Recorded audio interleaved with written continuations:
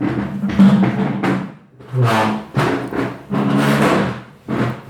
students, welcome back. I've given you ample time to finish all your pending work, to revise for trigonometry and solve the paper. Now today I'll be doing the last part of disaster management, and then next Sunday there'll be a test of disaster management, and on Saturday there'll be a test of probability. Now the remaining questions of disaster management are: next question, Disaster Management Act. Now what is this Disaster Management Act? So Disaster Management Act, which was passed in India in 2005, deals with effective management of disaster. Means how to manage a disaster properly, effectively, so that there is minimum loss to life and property. According to this act, an authority has been established at government level to control and coordinate the disaster management from national to village level. So you had seen the various levels, how Prime Minister, Chief Minister, Collector, Tehsildar, Sarpanch. So different authorities at different levels are given the responsibility of controlling and coordinating the disaster management activities. District, taluka or village authorities are directly involved in the search, rescue and rehabilitation work. Search, rescue. Search means in case of some earthquake, building crash, fire, means you have to search and rescue the people. And rehabilitation means those whose people's houses are broken down, so they have to be given another place to stay. As per this act, the National Disaster Response Force (NDRF) has been established for responding appropriately to different types of disaster. So NDRF, National Disaster Response Force, has also been established under the Act, that is Disaster Management Act. So these are the 4 points. Then nature of disaster management. First of all, we'll again start with what is disaster management. Disaster management is prevention of disaster, either preventing it completely or preparation to face it. It includes pre-disaster and post-disaster management. Pre-disaster means होने के पहले क्या करना है.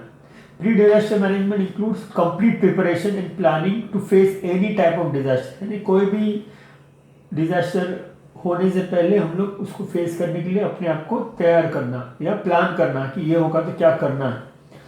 The post-disaster management plan includes the various measures taken to reduce the destructive effect. Post यानी हो जाने के बाद, disaster हो गया है, अब क्या करना है, अब कैसे लोगों को बचाना है, कैसे उनको मदद पहुंचाना है. Post-disaster management plan includes the various measures taken to reduce the destructive effects of the disaster and bring normalcy in the area where the disaster has occurred. तो अभी देखो यहाँ पे disaster कोरोना वायरस चल रहा है अभी नॉर्मल लाने के लिए तो और टाइम लगेगा.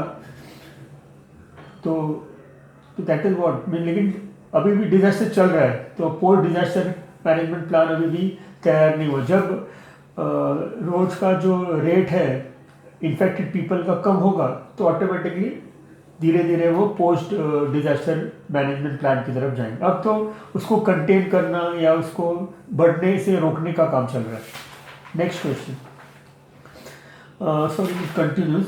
The main aspects of disaster management include preparation, redemption, preparedness, impact of disaster, response, resurgence and restoration. ये सब तो मैंने पहले लिखा दिया तो वापस एक और बार है ये. Thus, the nature of disaster management includes preparation of an action plan which comprises the preventive measures, rehabilitation, reconstruction and execution of that plan. Disaster management में क्या होना चाहिए, एक प्लान प्रिपेयर करना है और उसमें क्या होना चाहिए, प्रिवेंटिव मेजर्स कि कैसे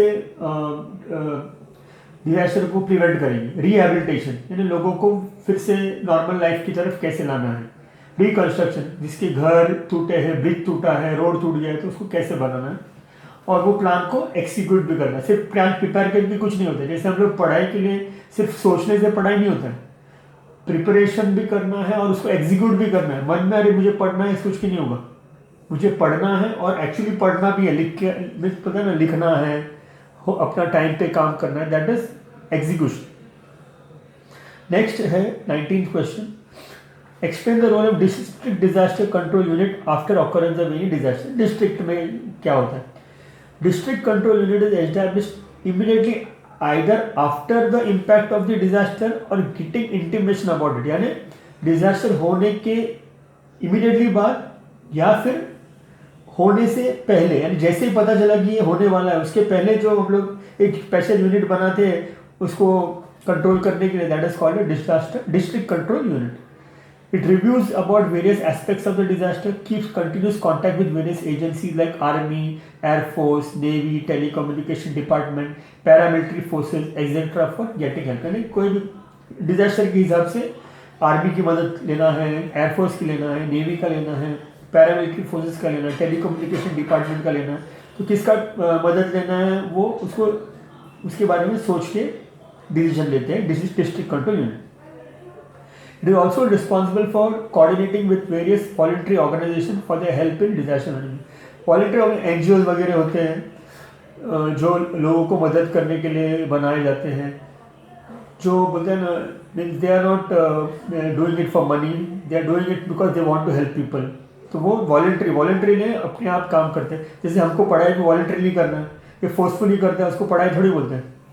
तो you should do your work on your own. तो वैसे ही यहाँ पे जो वॉलंटरी ऑर्गेनाइजेशन है उनको कोऑर्डिनेट करता है कि तुम भी, आप भी आ जाओ, हमको कम पड़ रहा है आदमी लोग डिजास्टर को कंट्रोल करने के लिए, तो जो भी तैयार है ये काम करने के लिए उनके लिए, तो उसको बोलते हैं वॉलंटरी ऑर्गेनाइजेशन।